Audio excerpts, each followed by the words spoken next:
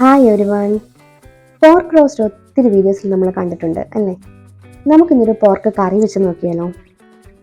എനിക്കറിയാം പോർക്ക് ഇഷ്ടമില്ലാത്ത ഒത്തിരി പേരുണ്ടാവും. പക്ഷേ അതിനേക്കാളേറെ ഒന്ന് ട്രൈ ചെയ്ത് നോക്കണമെന്ന് ആഗ്രഹമുള്ളവരും ഉണ്ടാവും. അവർക്ക് വേണ്ടിയിട്ടാണ് ഇന്നത്തെ വീഡിയോ. 1/2 കിലോ മീറ്റാണ് ഞാൻ എടുത്തിരിക്കുന്നത്. അതിനുവേണ്ടി ഒരു മീഡിയം സൈസ് സവാള, ചെറിയ തക്കാളി, ഇഞ്ചി, വെളുത്തുള്ളി, എരിവ് ആവശ്യമുള്ളവർക്ക് പച്ചമുളക് കൂടി ചേർക്കാം. പോർക്ക് ബീറ്റ്സ് ഞാൻ കഴുകി കട്ട് ചെയ്ത് വെച്ചിട്ടുണ്ട്. ഇനി നമുക്ക് ചെറിയൊരു കുക്കറിൽ എണ്ണ ചൂടാകുമ്പോൾ നമ്മൾ അരിഞ്ഞു വെച്ചിരുന്ന സവാള, തക്കാളി എല്ലാം ചേർത്ത് ഇളക്കി വഴറ്റിയെടുക്കാം. ഞാനിവിടെ പച്ചക്കറികളെല്ലാം ഒരുമിച്ച് ചേർത്താണ് ഇളക്കിയെടുക്കുന്നത്. ഇനി പ്രത്യേകം ചേർത്ത് വഴറ്റിയെടുക്കണം എന്നുള്ളവർക്ക് അങ്ങനെ ചെയ്യാം. പോർക്ക് ബീറ്റ്സ് എവിടെ കിട്ടും എന്ന് സംശയമുള്ള ഒത്തിരി പേരുണ്ടാകും. കൊല്ലത്ത് നിന്നുള്ളവരാണെങ്കിൽ കൊല്ലം ധന്യയുടെ മെയിൻ ബ്രാഞ്ചിൽ ഇത് വാങ്ങാൻ കിട്ടും. സവാള പെട്ടെന്ന് വഴണ്ടി കിട്ടാനായിട്ട് കുറച്ച് ഉപ്പ് ചേർക്കുന്നത് നല്ലതാണ്. ഞാനിപ്പോൾ കറിക്ക് ആവശ്യമുള്ള ഉപ്പ് ഇതിലേക്ക് ചേർത്ത് കൊടുക്കുന്നുണ്ട്. ഉപ്പ് ചേർത്ത് നല്ലതുപോലെ ഇളക്കി സ്റ്റൗ സിമ്മിലാക്കി കുക്കറിൻ്റെ മൂടിയെടുത്ത് നമുക്ക് അടച്ചു വെക്കാം. ഇനി നമുക്ക് കറിക്ക് ആവശ്യമായ മസാലകളൊക്കെ എടുത്തു വെക്കാം. മസാലകളെല്ലാം ഞാൻ ചെറിയ സ്പൂണിലാണ് എടുക്കുന്നത്. മുളക് പൊടി 1 സ്പൂൺ, മല്ലിപ്പൊടി 3/4 സ്പൂൺ, മഞ്ഞൾപ്പൊടി 1/4 സ്പൂൺ, പെരുംജീരകം 1 സ്പൂൺ, ഏലക്ക, ഗ്രാമ്പൂ, പട്ട ഇത് 3 പൊടിച്ച് ചെറിയ അളവിൽ ചേർക്കുന്നുണ്ട്. തക്കോലം, ജാതിപത്രി തുടങ്ങിയവ ചേർക്കണമെന്നുള്ളവർക്ക് ചേർക്കാം.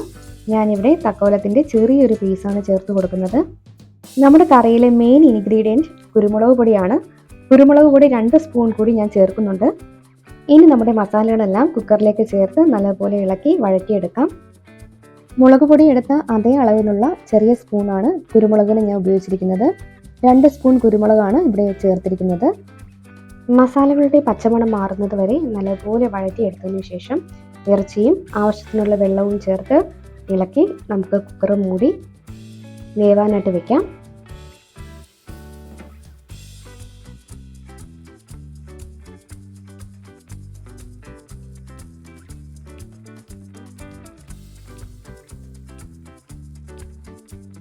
ഇറച്ചി വേവുന്ന നേരം കൊണ്ട് നമുക്ക് ഇടിയപ്പത്തിനുള്ള മാവ് റെഡിയാക്കി എടുക്കാം.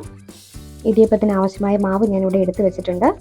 ഇതിൽ ആവശ്യമുള്ള അളവിൽ ഉപ്പ് കൂടെ ചേർത്ത് നല്ലതുപോലെ ഇളക്കിയെടുത്ത് തിളപ്പിച്ച് വെച്ചിരിക്കുന്ന വെള്ളം ഒഴിച്ച് നമുക്ക് മാവ് റെഡിയാക്കി എടുക്കാം. തിളച്ച വെള്ളം കയ്യിൽ വീഴാതെ ശ്രദ്ധിച്ച് വേണം ഇത് ചെയ്യാൻ. ഇടിയപ്പം നല്ല സോഫ്റ്റായിട്ട് കിട്ടാനായിട്ട് നമുക്കിതിലേക്ക് കുറച്ച് നെയ്യ് കൂടെ ചേർത്ത് മാവിൽ യോജിപ്പിച്ചെടുക്കാം. നമ്മുടെ മാവ് സെറ്റായിട്ടുണ്ട്. ഇനി ഇത് പീച്ചി അടുപ്പിലേക്ക് വെച്ച് ആവി കയറ്റിയെടുക്കാം. ഇപ്പോൾ ഇത് അടുത്ത സ്റ്റൗവിൽ നമ്മുടെ ഇറച്ചി വെന്ത് വന്നിട്ടുണ്ട്. ഇറച്ചിന് നല്ല ഗ്രേവി ഉണ്ട്. ഗ്രേവി ആവശ്യമുള്ളവർക്ക് ഇങ്ങനെ തന്നെ ഉപയോഗിക്കാം. ഞാൻ പക്ഷേ ഇങ്ങനെയല്ല, നല്ലപോലെ വഴറ്റി കുറച്ച് ഗ്രേവിയോട് കൂടി മാത്രമാണ് ഞാൻ കറി എടുക്കുന്നത്.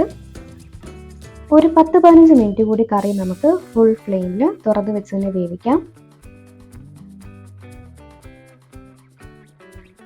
ഇപ്പോൾ ദേ നമ്മളുടെ ഒരു സെറ്റ് ഇടിയപ്പം ഇവിടെ റെഡിയായിട്ട് വന്നിട്ടുണ്ട്. ഇനി നമുക്ക് അടുത്ത സെറ്റ് കൂടി പീച്ചെടുത്ത് വേവാനായിട്ട് വെക്കാം. നമ്മുടെ ഇറച്ചിക്കറി ദേ ഗ്രേവിയൊക്കെ വറ്റി നല്ല റെഡിയായിട്ട് വന്നിട്ടുണ്ട്. അപ്പോൾ ദേ നമ്മുടെ നല്ല സോഫ്റ്റ് ഇടിയപ്പവും നല്ല ടേസ്റ്റി പോർക്ക് കറിയും ഇവിടെ റെഡി ആയിട്ടുണ്ട്. എൻ്റെ ചാനലിൽ ഞാൻ അപ്ലോഡ് ചെയ്യുന്ന വീഡിയോസ് നിങ്ങൾക്ക് ഇഷ്ടമായെങ്കിൽ സപ്പോർട്ട് ചെയ്ത് കൂടെ കൂട്ടാൻ മറക്കരുത്. അപ്പോൾ ബൈ.